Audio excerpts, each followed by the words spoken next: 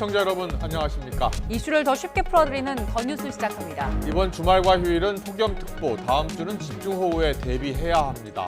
9호와 10호 태풍에 이어서 11호 태풍도 생길 가능성이 큰데 예측 모델을 보니까 다음 달 2일이나 5일쯤 한반도에 상륙할 가능성이 있습니다.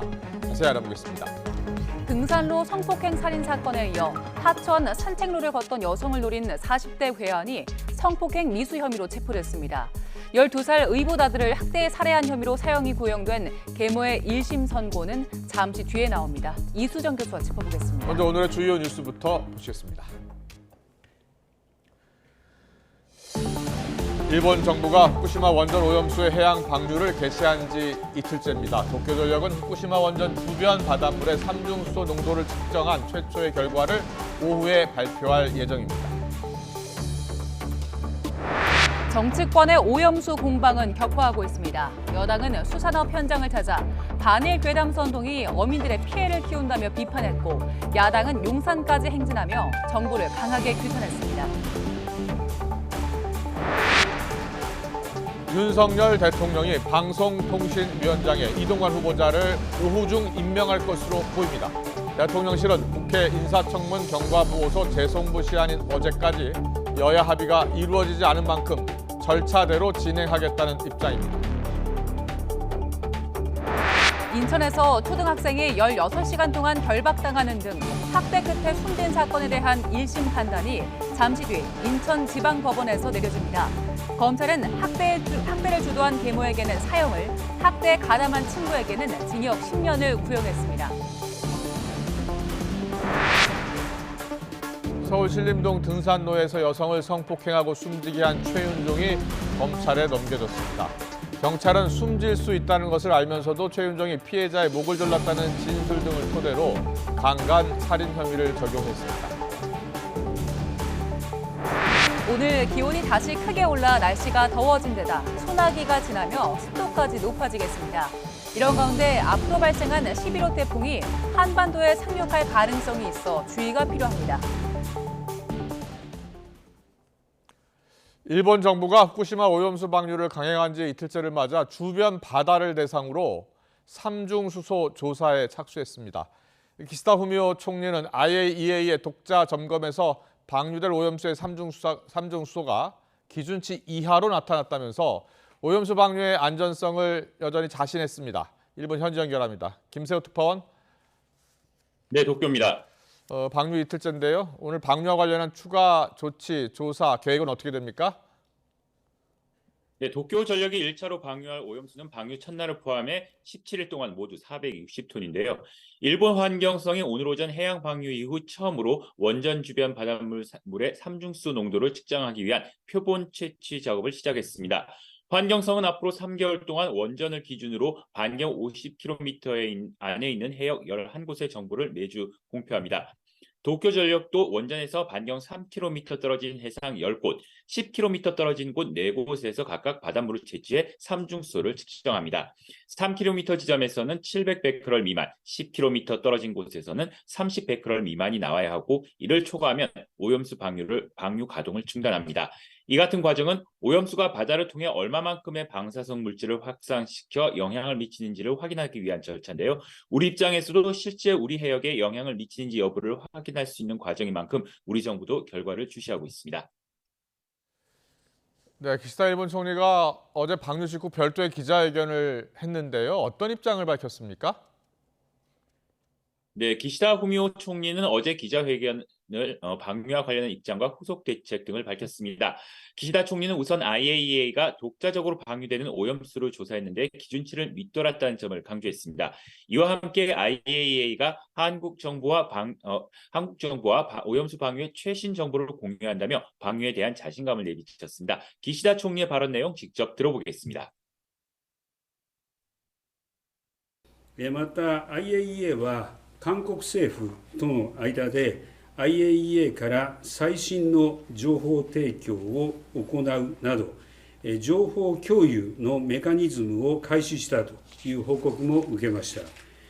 このように ALPS 処理水の海洋放出がより一層透明性の高い形で行われると期待をいたします。 기시다 총리는 또 오염수 방류 직후 일본산 수산물에 대해 전면 수입 금지 조치를 내린 중국의 즉각 철폐를 촉구했습니다. 이어 과학적 근거를 바탕으로 전문가들이 논의할 것을 강하게 촉구한다고 밝혔습니다. 이와 함께 원전 오염수 방류와 관련해 수산업자들이 손해를 입지 않도록 만전의 체제를 구축하겠다고 약속했습니다. 이와 관련해 일본 정부 대변인인 마스노 관방장관은 소문 피해에 대비한 300억 엔의 기금으로 필요한 지원을 할 것이라고 말했습니다. 하지만 일본 정부 내에서는 중국의 대응이 예상보다 강경하다는 반응이 나오는 것으로 알려지고 있는 가운데 소문 피해 대책 마련에 대한 고심이 더욱 커질 것으로 보입니다. 일본 어민들의 우려와 배신의 목소리는 여전히 높습니다. 현지 어민의 목소리도 직접 들어보겠습니다. 政治家の人たちが理解を、得られたなと、どこで理解を得たんだか我々には、漁民には分かんない。 또 오염수 방류에 반대하는 시민들의 시위 첫날인 어제 도쿄전력에 이어 오늘 총리 관저 앞에서도 항의 시위를 이어갔습니다. 일본 정부가 실제 방류가 시작된 뒤 투명성이 있는 정보 공개와 검증을 거듭 약속하고 있지만 국내외 신뢰를 얻는 과정은 여전히 가시밭길을 예고하고 있습니다. 지금까지 도쿄에서 전해드렸습니다. 정부는 일본 후쿠시마 원전 오염수 방류와 관련해서 어제 오후 1시 방류가 시작된 이후 현재까지 방류가 애초 계획대로 안정적으로 진행되고 있으며 이상 상황은 없는 것으로 파악된다고 밝혔습니다. 박구현 국무조정실 국무 1차장은 정부 서울청사 오염수 1일 브리핑에서 우리 정부는 도쿄전력 등이 제공하는 실시간 데이터와 외교 규제 당국 간의 이중 핫라인 등을 통해서 방류 상황을 점검하고 있다면서 이같이 말했습니다. 박 차장은 어제 오염수 방류를 전후해 도쿄전력과 국제원자력기구, 한국원자력안전기구 기술원이 각각 방류 모니터링 정보를 담은 홈페이지 운영을 시작했다고 덧붙였습니다. 일본의 원전 오염수 방류 이틀째입니다. 우리 정부 대응 방식을 둘러싼 정치권의 여론전은 더욱 격화하고 있습니다. 여당은 현장을 방문해서 야권이 괴담으로 어민 피해를 키우는 반국가 행위를 한다고 비판했는데 야당은 용산 대통령실 앞까지 행진하며 대통령과 정부가 무책임한 모습을 보인다고 맞섰습니다. 국회 연결합니다. 정현우 기자. 네, 국회입니다. 네, 일본 오염수 방류를 둘러싼 여야 갈등, 국회 밖에서 더 격해지고 있다고요. 네, 국민의힘 지도부는 수협중앙회를 찾아서 해양수산부로부터 오염수 관련 대책을 보고받고 수산업계 관계자들과 간담회도 진행했습니다. 당과 정부는 국민 안전을 최우선으로 챙기고 있다고 강조하면서 민주당을 향해 정치적 이익을 위한 괴담 선동으로 어민 생계에 타격을 준다고 규탄했습니다. 김기현 대표는 민주당이 광우병 괴담으로 재미를 봤던 나쁜 과거를 재현해서 당대표 사법 리스크 등을 덮으려 하는 물타기 의도가 있다고 지적했습니다. 들어보겠습니다. 우리 수산물에 방사능 색칠을 해서 어민과 수산업 종사들의 생계에 심대한 타격을 주는 일은 결코 허용될 수 없는 일이며 반국가적 행위의 다름 아닙니다. 또 당내 TF 소속 의원들은 오후에 부산에 있는 수산물 창고 등을 방문해 방사능 검사 과정을 직접 참관하면서 수산물 소비도 독려할 전망입니다. 반면 민주당은 오늘 오전 용산 대통령실 앞까지 이어지는 행진을 진행하면서 원전 오염수 관련 장애투쟁에 박차를 가했습니다. 이재명 대표는 행진에 앞선 연설에서 어민과 수산업계를 지켜야 할 정부가 일본 대변인실보다 오염수 방류가 안전하다고 먼저 하는 것이 말이 되느냐고 규탄했습니다. 그러면서 오염수와 관련해 윤석열 대통령이 어떠한 말을 하는 것도 들어본 적이 없다면서 강하게 비판했습니다. 이 대표의 발언 들어보겠습니다. 국민의 주권을 위임받은 대통령이 정부가 할 일이 아닙니다. 정부 여당이 어떤 일을 해야 되는가를 지금 이 자리에서 단단하게 가르쳐 줍시다, 여러분. 이러한 여론전 강화와 함께 민주당 원내에선 어제 당론으로 채택한 오염수 대응 4법을 9월 정기국회에서 처리하기 위해 속도를 내겠다는 방침입니다. 네, 오늘 잼버리 파행 사태 관련 질의를 하기로 했던 여가위 회의 파행됐다고요? 네, 우선 잼버리 파행 사태 관련 현안 질의가 예정됐던 여가위 전체 회의는 파행이 됐습니다. 증인을 둘러싼 합의가 이뤄지지 않아 여당 의원과 김현숙 여가부 장관 등은 참석하지 않고 야당 단독으로 진행이 됐었는데요. 오전에 야당은 대통령실 경호처장을 증인에서 빼달라는 여당의 요구까지 받아들였는데 여당에서 불참했다고 규탄했습니다. 합의된 일정인데도 김현숙 여가부 장관까지 불출석한 건 국회와 국민을 무시하는 태도라고 비판했습니다. 야당 발언 들어보겠습니다.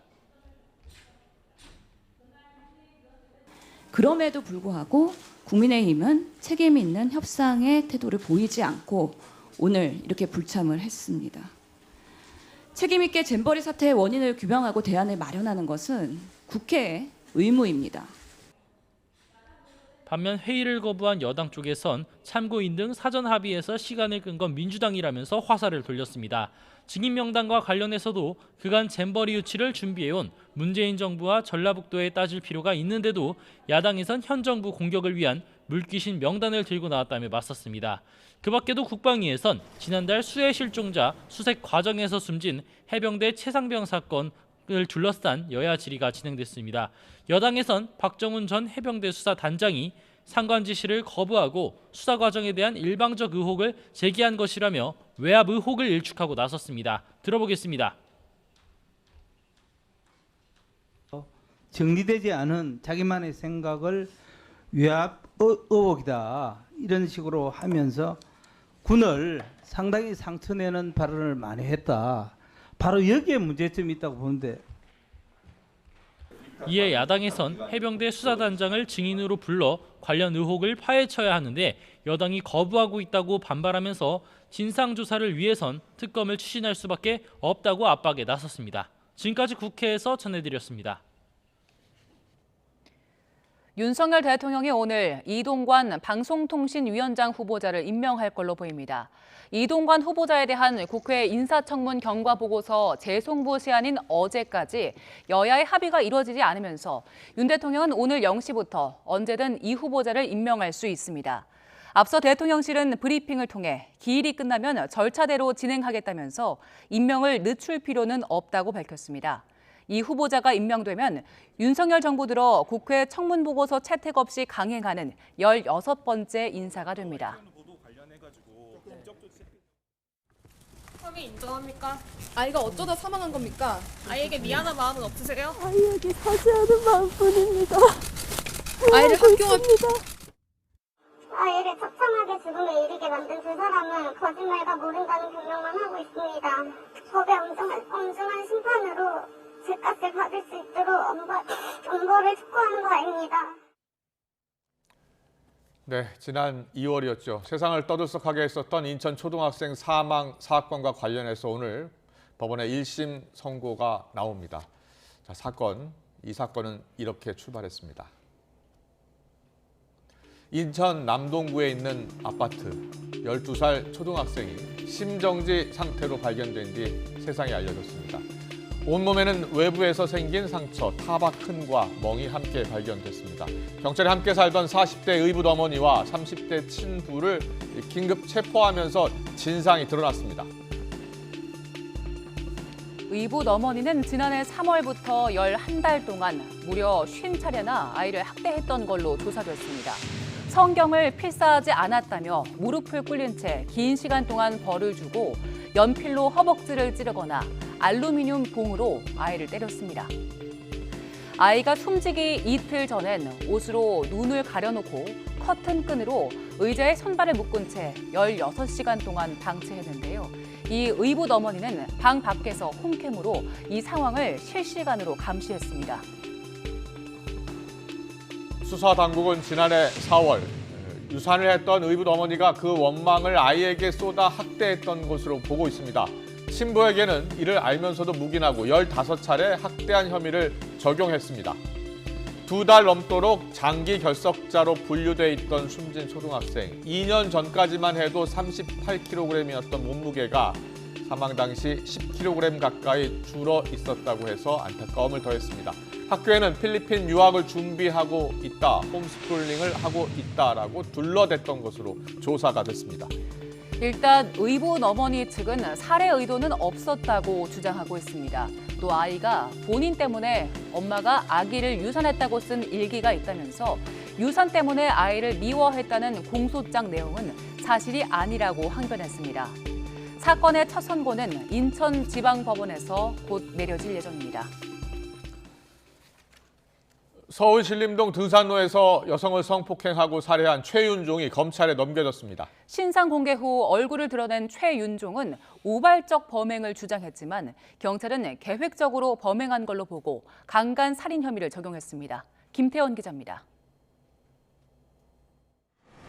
신림동 성폭행 살인 피의자 30살 최윤종이 검찰에 넘겨지기 위해 경찰서로 나섭니다. 신상 공개 이후 처음으로 얼굴을 드러낸 최윤종은 기다리던 취재진을 보고 놀란 듯한 반응을 보였습니다.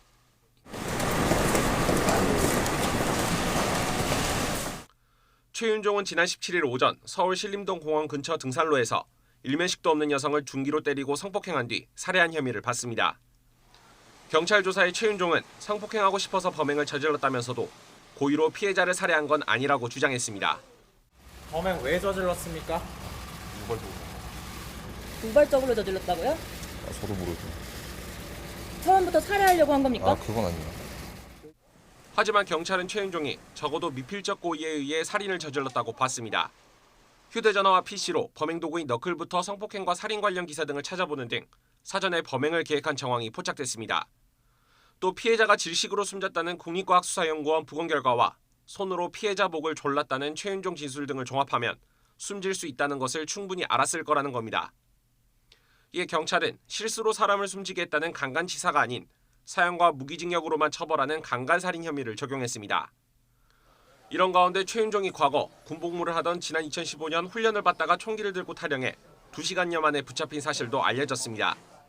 당시 2등병이던 최윤종은 B급 관심병사였는데 자신이 군대 체질이 아니라는 취지로 진술한 것으로 전해졌습니다. 사건을 넘겨받은 검찰은 전담수사팀을 꾸리고 최윤종의 범행 경위를 꼼꼼하게 밝혀 걸맞은 처벌을 받게 하겠다고 강조했습니다. YTN 김태원입니다.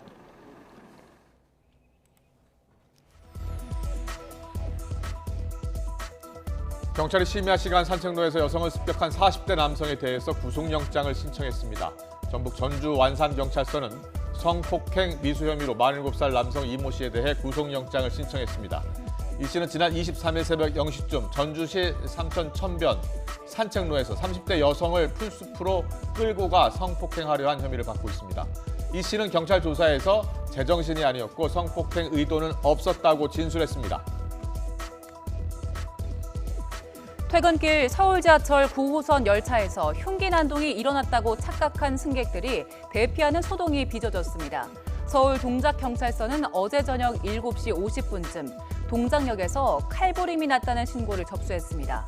경찰이 출동해 확인한 결과 달리던 급행열차에서 70대 남성 A씨가 쓰러지자 함께 있던 가족이 비명을 질렀고 이를 범죄가 일어난 걸로 승객들이 오인하면서 도망치거나 신고한 걸로 파악됐습니다. 지병이 있던 A씨는 의식이 있는 상태로 인근 병원으로 이송됐습니다. 경찰을 사칭해 직장인 익명 커뮤니티에 살인 예고글을 올린 30대가 구속됐습니다.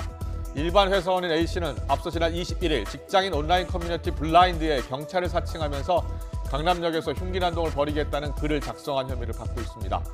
구속 전 피의자 신문을 받기 위해 법원에 출석한 A씨는 실제로 흉기 난동을 계획했느냐는 취재진 질문에 아니라고 답하면서 죄송하다고 말했습니다.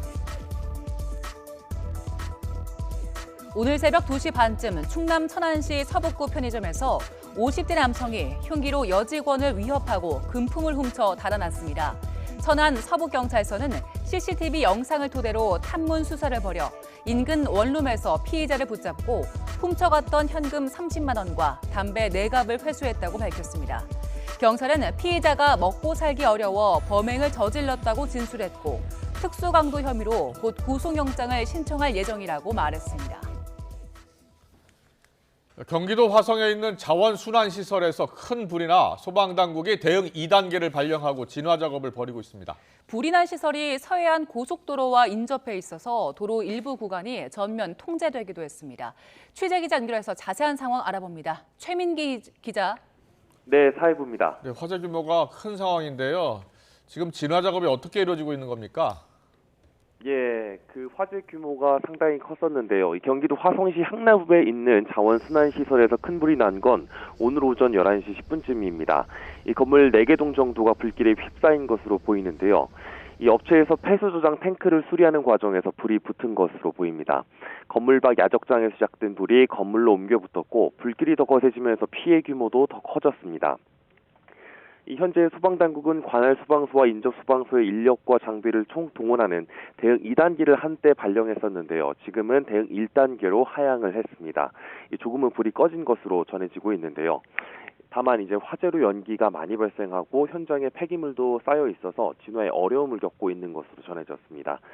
현재까지 다친 사람은 없는 것으로 파악이 되고 있습니다. 그런데 문제는 불이 난 시설이 서해안 고속도로와 불과 150m 정도 떨어져 있다는 건데요. 지금 화면으로도 보면은 아까 전까지 상당히 많은 차량들이 그 도로에 정체가 돼 있는 모습을 볼 수가 있습니다.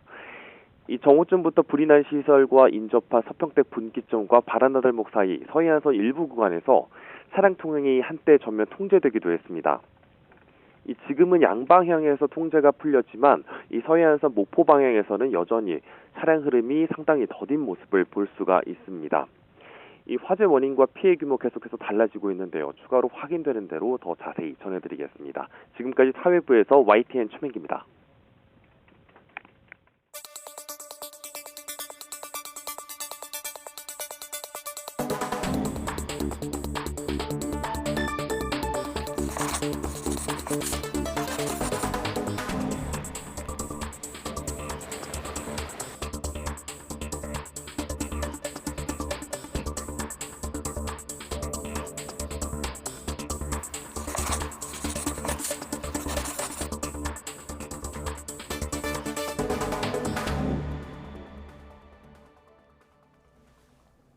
네, 김진두 YTN 기상재난 전문기자와 함께 날씨 정보를 좀 자세히 짚어드리겠습니다. 김진두 기자 나와 있습니다. 어서 오십시오. 네. 예, 지금 저희가 영상으로 9호 태풍, 10호 태풍 이야기 좀 해드렸고 11호 태풍 생길 가능성 높다. 그런데 우리나라로 올라올 가능성이 높다라는 예측 모델도 보여드렸습니다. 먼저요, 최근에 이제 사흘 전에 출연하셔서 네. 태풍이 3개 정도 생길 것 같다라고 했고 실제로 지금 2개가 생긴 거고 마지막 11호도 생길 수 있다는 거죠? 지금 모델들이 그렇게 모의를 하고 있습니다. 예. 지금 그림을 보시면 네. 정확하게 설명이 됩니다. 자, 이 아래쪽에 있는 게 바로 9호 태풍 사울라입니다. 예. 베트남어 이름이고요. 희귀동물의 이름을 뜻한다고 합니다. 그렇군요. 지금 9호가 이미 만들어져 있는 상태고요. 예. 그다음에 이쪽으로 잠깐 보실까요? 네. 이쪽 먼 일본 남동쪽 해상 쪽에 태풍이 하나 만들어져 있습니다. 예. 이게 10호 태풍 남네이의 모습입니다. 자, 우리나라 한반도 왼쪽에 있는 거죠? 한반도는 지금? 예. 제가 지금 표시해 보겠습니다. 여기에 표시해 있습니다. 주세요. 좋습니다. 그러니까 예. 9호 태풍과 10호 태풍이 지금 동시에 발생됐습니다. 아. 쌍태풍, 더블 태풍이라고도 이야기를 하는데 예. 두 개의 태풍이 동시에 이렇게 형성이 돼 있는 모습을 볼 수가 있습니다. 그렇군요. 그런데 이 태풍들이 지금 어디로 이동할지가 가장 큰 관심이잖아요. 예. 9호 태풍은 이동이 상당히 특이합니다. 얘는 여기서 계속 매물 돕니다. 그러니까 이동을 하지를 않고 이 상황에서 계속 이렇게 매물 돌다가 중국 쪽으로 향하는 것으로 되어 있습니다. 그러니까 이 태풍은 현재 상황보다는 조금 더 강하게 발달해서 매우 강한 태풍으로 발달한 뒤에 중국 쪽에 상륙할 가능성이 있으니까 예. 당장 우리나라에 태풍으로서 직접적인 영향을 줄 가능성은 상당히 낮습니다. 그렇군요. 그럼 10호 태풍은 볼까요? 네. 10호 태풍은 저 먼 일본 남동쪽 해상에 지금 만들어져 있습니다. 이 태풍은 아주 약한 태풍입니다. 그런데 발달하지 못합니다. 예. 약한 태풍인 상태에서 일본 홋카이도 쪽으로 이동한 뒤에 소멸할 것으로 예상이 되고 있습니다. 예. 그러니까 10호 태풍은 우리나라에 영향을 주지 않는다.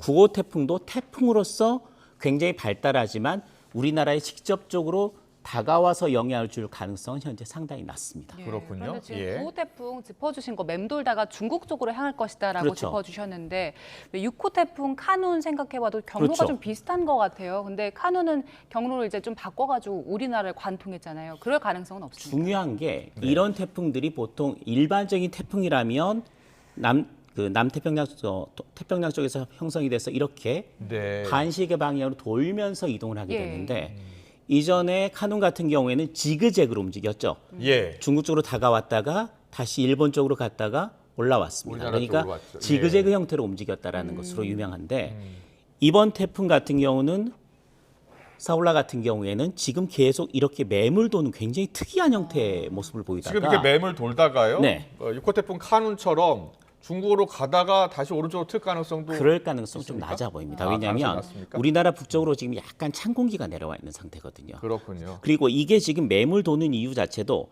이 북쪽에서 약간 이 태풍을 아래쪽으로 향하게 하는 바람이 작용을 하고 있습니다. 예. 따라서 이 태풍이 갑자기 방향을 틀어서 우리나라로 올 가능성은 상당히 낮아 보이고 네. 가장 가능성이 높은 것은 매물 돌다가 아주 강해진 채 중국 내륙 상륙이 가장 지금 현재로서는 확률이 높은 진로로 지금 보여지고 있습니다. 예, 그런데 지금 9호 태풍, 10호 태풍 생긴 위치를 보니까 네. 일반적으로 태풍 적도 부근에서 생기는데 조금 더 위쪽에서 생긴 것 같네요. 그렇습니다. 최근 들어서 자주 나타나는 현상들입니다. 과거에는 적도 부분 서태평양 쪽에서 많이 생겼었는데 지금 위치 자체가 상당히 높아졌습니다. 특히 필리핀 부근에서 만들어지는 태풍들이 많아지고 있다는 게 좀 특이한 현상이고요. 왜 그렇습니까? 해수면 온도가 높아져서 높아졌습니다. 굉장히 높아진 상태입니다. 지금 해수면 온도를 보시면요. 예.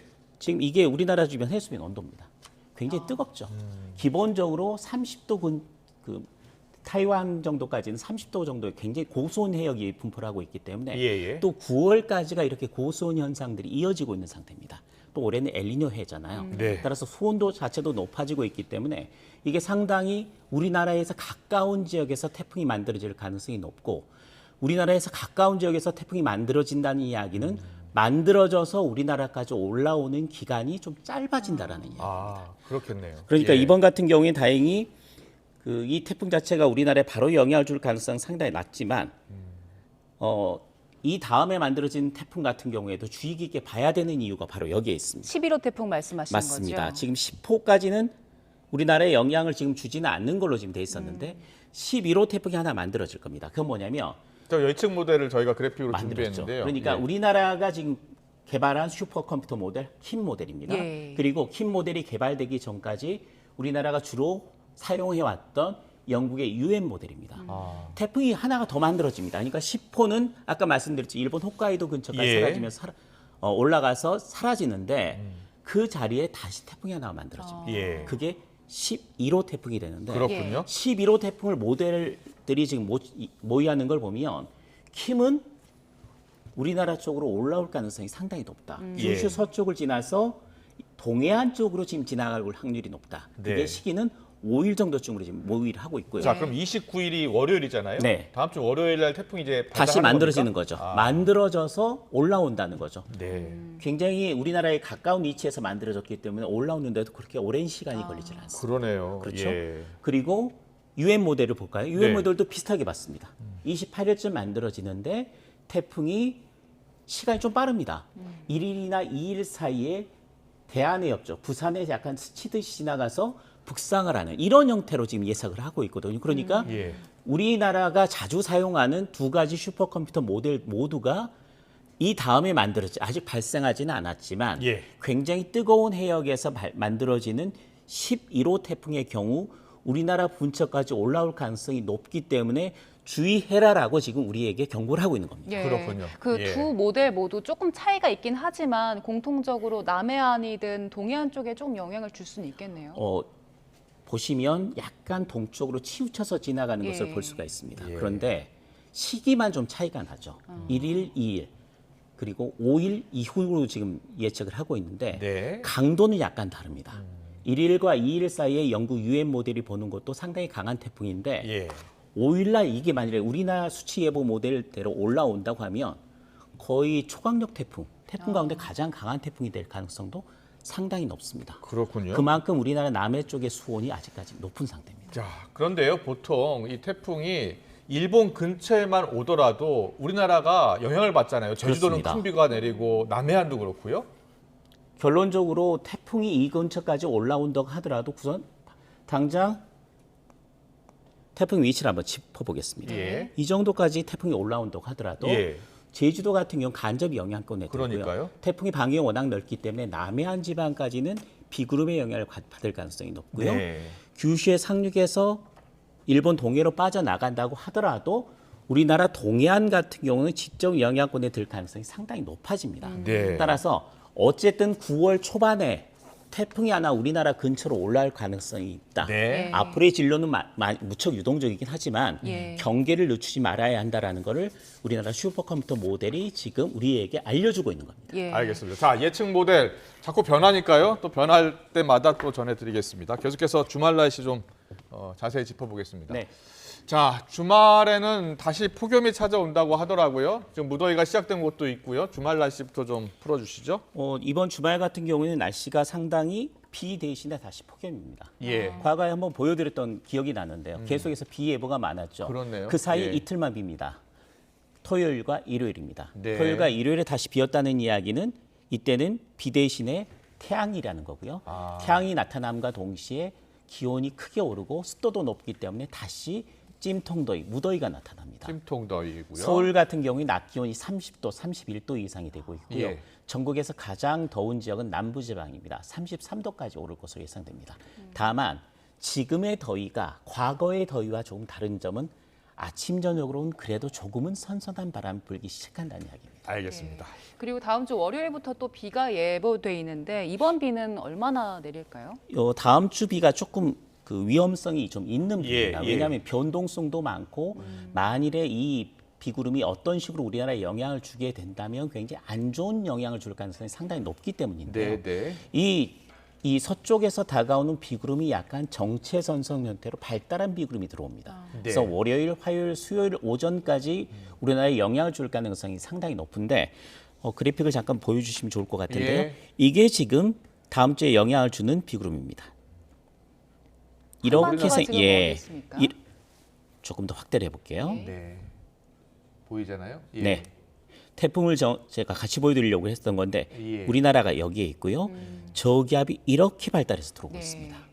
이렇게 된다는 이야기는 굉장히 강한 비구름은 주로 북한 지방을 통과할 가능성이 높습니다. 이 지역에는 아마 극한호우가 쏟아질 겁니다. 그런데 그 가장자리, 비구름의 아주 강한 부분의 가장자리가 우리나라 중북부 지방, 그러니까 수도권과 강원도에 걸릴 가능성이 상당히 높고 만일에 그렇게 된다면 시간당 60mm가 넘는 극한호우성 강수가 쏟아질 가능성이 있습니다. 그게 월요일, 화요일, 주로 화요일이 가장 위험도가 높은 날이고요. 수요일 오전까지 이어질 가능성이 있습니다. 그렇군요. 그러니까 월, 화, 수는 전국적으로 비가 내리는데 특히 중북부 지방, 수도권과 강원도에는 굉장히 강한 비가 집중될 가능성이 높기 때문에 경계를 해야 된다는 거 꼭 염두에 두셔야 됩니다. 알겠습니다. 마지막으로요.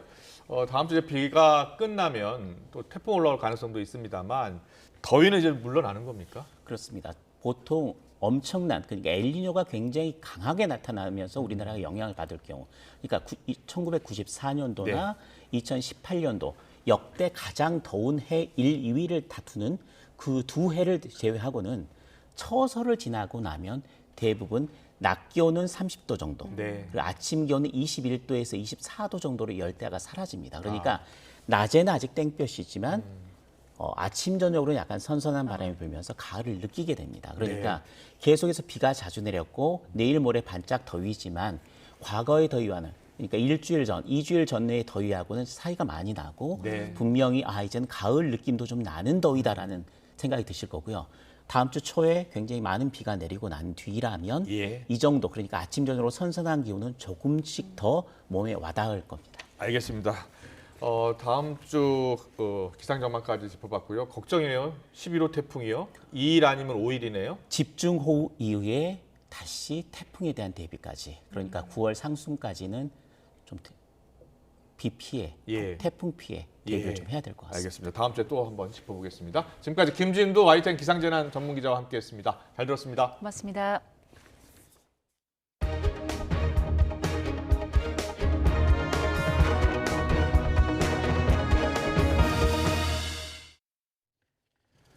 미국의 소리 VOA 방송은 전문가 발언을 인용해서 북한이 어제 2차 군사정찰 위성 발사에 실패했지만 10월 예고한 3차 발사에서는 성공할 가능성이 클 것으로 내다봤습니다.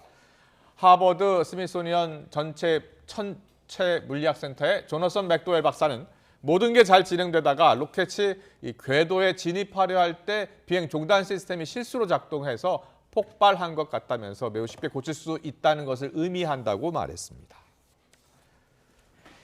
어제 군사정찰위성 2차 발사 실패 소식을 대외용 관영 매체를 통해 2시간여 만에 전했던 북한이 주민이 보는 대내 매체에는 관련 사실을 보도하지 않고 있습니다. 북한 주민이 보는 노동당 기관지 노동신문과 조선중앙TV 등 대내 매체는 오늘까지 발사 실패 소식을 전하지 않았습니다. 북한 당국이 지난 5월 1차 발사 실패에 이어 이번에도 정찰위성을 궤도에 올리지 못한 사실을 북한 주민들에게 바로 알리는 데 대해 부담을 느끼는 걸로 풀이됩니다. 네, 푸틴 러시아 대통령이 바그너 그룹 수장 프리고진의 죽음 하루 만에 유족에게 애도를 표했습니다. 하지만 프리고진 일행의 비행기가 미사일에 격추됐다는 목격담이 이어지는 가운데 미국은 내부 폭발물을 이용한 암살로 보고 있습니다. 보도에 이상순 기자입니다. 프리고진의 죽음 하루 만에 푸틴 러시아 대통령이 침묵을 깼습니다. Что касается этой авиационной катастрофы, то прежде всего хочу выразить слова искреннего соболезнования семьям всех погибших. Это всегда трагедия. 푸틴 대통령은 유능한 사업가 프리고진이 실수도 했다면서도 우크라이나에서의 공적은 치하했습니다. Хотел бы отметить, что это люди, которые внесли существенный вклад в наше общее дело борьбы с неонацистским режимом на Украине. Мы об этом помним, знаем и не забудем. 푸틴 대통령은 그러면서 프리고진과 바그너 그룹 핵심 등 10명 전원이 숨진 비행기 추락 사고에 대한 수사 결과를 지켜보겠다고 덧붙였습니다. 하지만 사고 직후부터 비행기가 격추됐고 그 배후는 푸틴 대통령이라는 추측이 나왔습니다. 목격담도 그렇습니다. Ну, я с детьми шла с магазина, по этой дороге иду, смотрю, самолет летит. Ну, летит и летит. Потом бабах, взорвался он в небе прям и начал падать. 전문가들은 푸틴 대통령이 반란군을 한꺼번에 처단했다고 봅니다. Недостаточно, надо убрать его ключевых персонажей, потому что у них наверняка был план «Б» в случае потери босса, как действовать, и он наверняка был не полезен, этот план для Владимира Путина. 서방 국가들은 애초부터 냉소적이었습니다. Wir kennen dieses Muster in Russlands, in Putins Russland, Todesfälle und dubiose Selbstmorde, Fensterabstürze, die alle letztendlich unaufgeklärt bleiben. 이런 가운데 상트페테르부르크에 있는 옛 본부 PMC 바그너 센터에는 추모 장소가 마련됐습니다. 바그너 그룹 용병 일부는 사망한 프리고진이 지휘관 이상의 존재였다며 애통해하기도 했습니다. Это как потерять отца, как говорится. Он был для нас всем, потому что все всегда ждали, что скажет дядя Жека. 미국은 프리고진의 사망과 관련해 미사일 피격은 아닌 쪽에 무게를 두고 있습니다. 미국 월스트리트 저널은 당국자를 인용해 비행기 추락은 내부에 설치된 폭탄 등 다른 원인에 따른 암살로 보인다고 보도했습니다. YTN 이상순입니다. 네, 바그너 그룹의 수장 프리고진이 사망하면서 앞으로 푸틴 대통령을 중심으로 한 러시아 권력 구도가 어떻게 변화할지도 관심입니다. 미국 언론은 만약 블라디미르 푸틴 러시아 대통령의 지시로 암살됐다면 푸틴의 이미지는 더 강해질 거라고 전망했습니다. 김선희 기자의 보도입니다. 러시아의 민간 용병 기업이면서 다양한 외교 역할까지 맡았던 바그너 그룹. 프리고진의 사망으로 이대로 끝을 맺을지 관심이 모아지고 있습니다. 일단 영국 더 타임스는 이번 사고로 프리고진을 비롯한 바그너 그룹 핵심 인사들이 사망하며 종말 신호가 될 것 같다고 분석했습니다. 프리고진과 같은 카리스마와 정치적 네트워크를 갖춘 사람을 찾기 어렵다는 겁니다.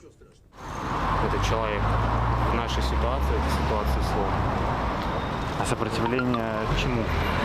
Символ. Глобальному капиталу, врагам России.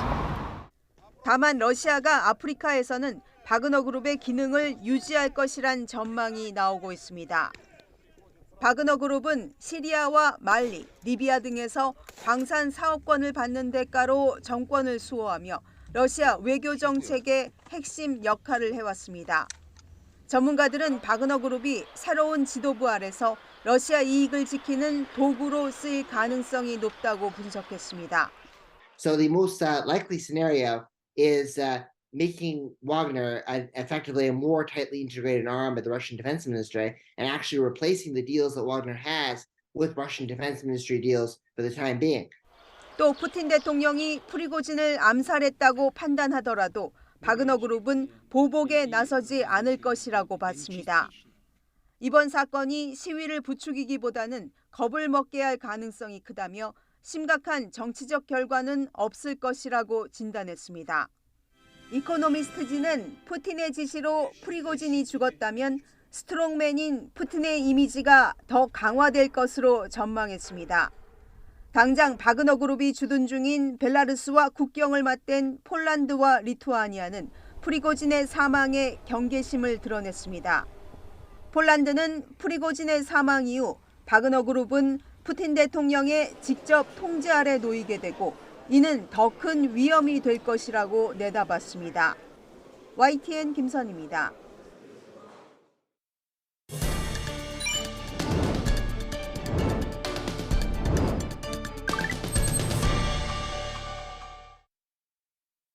The altitude is आप अपनी स्क्रीन पे देख सकते हैं इस अद्भुत पल के लिए मैं 140 करोड़ देशवासियों को भी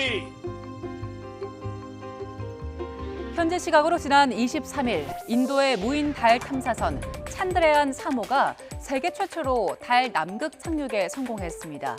태양 그림자에 가려 착륙이 어려운 달의 남극에 처음으로 착륙한 건데요.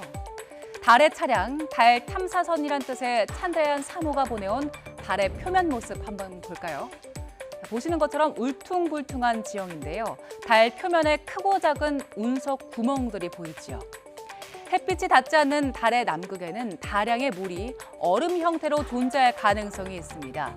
또 핵 융합 원료인 헬륨 동위 원소와 4차 산업의 쌀로 불리는 히토류도 풍부한 걸로 알려졌는데요. 이런 남극에 기지를 건설하면 자원 확보는 물론이고요. 다른 행성을 탐사하는 데 유리한 고지를 확보할 수 있어서 세계 각국은 달 탐사에 달려들고 있습니다. 달이 태양계에서 가장 핫한 부동산이라고 표현하기도 하는데요. 인도가 세계 최초로 달 남극 착륙에 성공하면서 전 세계의 우주 탐사 경쟁은 더 뜨거워질 걸로 보입니다. 세계 각국은 어떤 탐사를 계획하고 있을까요? 먼저 달 남극 착륙을 성공시킨 인도는 빠르면 다음 달 초쯤 태양 탐사선 발사를 준비하고 있고요. 또 우주 비행사를 달로 보내는 가가니안 프로젝트와 두 번째 화성 탐사선 발사도 계획하고 있습니다. 또 며칠 전 달 남극 착륙에 시도했다가 실패하면서 자존심을 구긴 러시아는 다시 달 탐사선 발사에 도전할 예정입니다. 달 탐사의 선도주자, 미국은 달에 거주 가능한 우주기지를 건설하는 아르테미스 프로젝트를 시행하고 있는데요. 내년에 달 남극에 유인 우주 비행선을 착륙시킨 뒤에 2028년에는 달에 우주기지를 세우겠다는 계획입니다.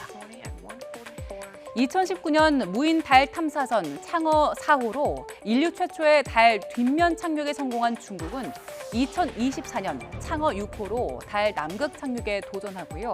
또 2030년이 되기 전에 유인 우주선을 달에 착륙시키는 것을 목표로 하고 있습니다. 자, 그럼 우리나라는 어떨까요? 일단 지난해 12월에 첫 번째 달 탐사선 다누리를 궤도 진입에 성공시켰고요. 2032년까지 달 표면에 착륙해서 탐사하는 것을 목표로 하고 있는데요.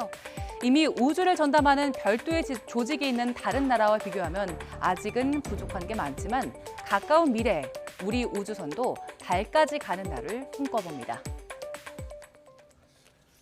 네, 방금 들어온 소식입니다. 윤석열 대통령이 이동관 방송통신위원장 임명을 제거했다는 뉴스 속보가 들어왔습니다. 윤 대통령은 오늘 이동관 방통위원장 임명을 제거하고 오후에 용산 대통령실에서 이동관 위원장에게 임명장을 수여할 예정입니다.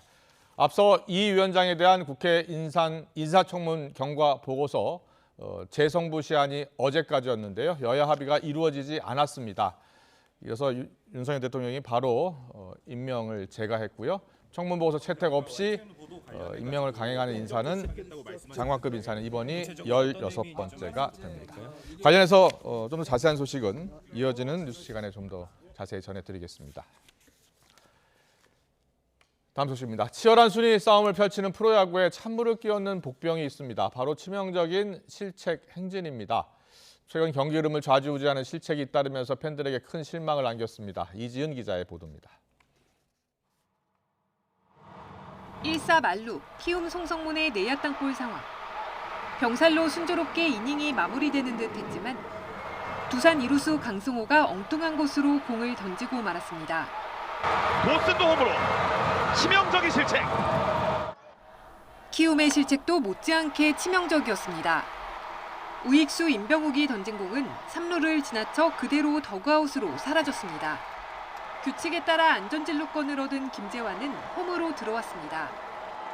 지금 너무 높게 던지다 보니까 지금 더가웃으로 공이 들어갔거든요.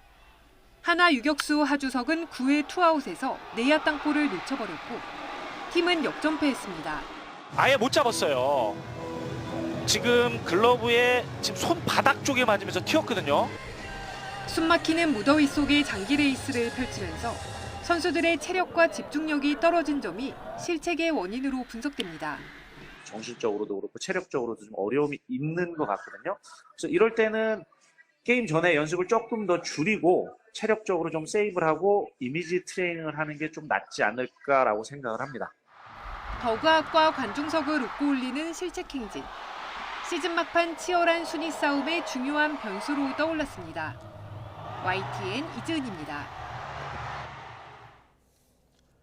이 시각 간추린 뉴스입니다. 전 해병대 수사단장 박정훈 대령의 항명 혐의를 심의할 군 검찰수사심의위원회의 첫 회의가 열렸습니다.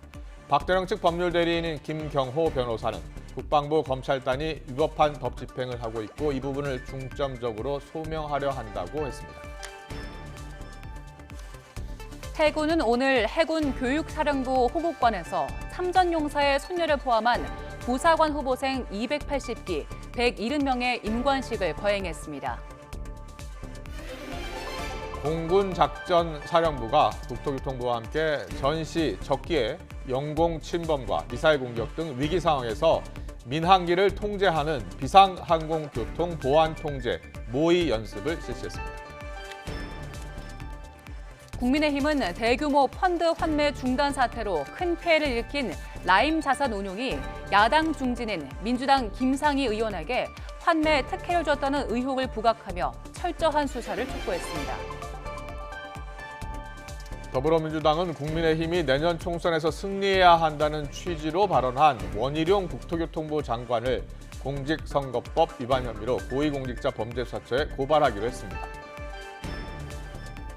경기 이천경찰서는 어제 새벽 3시 반쯤 과거 교제했던 50대 여성을 숨지게 한 혐의로 60살 A씨를 긴급 체포했습니다.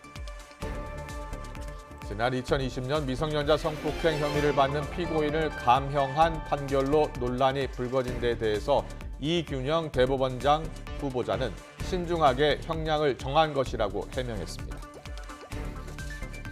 문화재청이 도난 문화재로 분류되는 국보급 문화유산 훈민정음 해례본 상주본을 반환해달라고 소장자에게 18번째 공문을 발송했습니다. 비가 그치자마자 다시 무더위가 기승입니다. 현재 서울 기온은 29.5도까지 올라 있고요. 습도가 높은 탓에 더 후텁지근하게 느껴집니다. 여기에 오늘 오후까지 내륙 곳곳으로 5mm 안팎의 소나기가 지나겠습니다. 외출하신다면 옷차림 시원하게 해주시고요. 또 우산도 하나 챙겨 나오시는 게 좋겠습니다. 주말인 내일은 대체로 맑은 하늘이 함께하겠습니다. 다만 전국적으로 자외선 지수와 오존 농도가 높게 나타나겠는데요. 자외선 차단뿐만 아니라 호흡기 건강관리에도 신경 써주셔야겠습니다. 내일 아침 기온은 오늘보다 1에서 2도가량 낮겠습니다. 내일 서울과 대구의 아침 기온 22도, 광주는 21도로 출발하겠습니다. 한낮에는 30도를 웃도는 무더위가 기승을 부리겠습니다. 내일 서울 한낮 기온 30도, 대전 31도, 광주와 대구는 32도까지 오르겠습니다. 휴일에도 습도 높은 무더위가 이어지는 가운데 동풍의 영향을 받는 영동과 영남 지방에는 가끔 비가 내리겠고요. 이후 다음 주 초반에는 전국에 또 한 차례 비가 내릴 전망입니다. 비가 내리면서 막바지 더위에 기세는 누그러지겠지만 국지성 호우가 쏟아질 가능성이 있습니다. 산사태나 저지대 침수 등 호우로 인한 피해가 발생하지 않도록 대비 철저히 해주시기 바랍니다. 지금까지 YTN 윤수빈입니다. 등산로 성폭행 살인 사건에 이어서 하천 산책로를 걷던 여성을 노린 40대 괴한이 성폭행 미수 혐의로 체포됐습니다. 12살 의보다들 학대 살해한 혐의로 사형이 구형된 계모의 1심 선고는 잠시 뒤 나올 걸로 보이는데요. 이수정 교수와 짚어보겠습니다.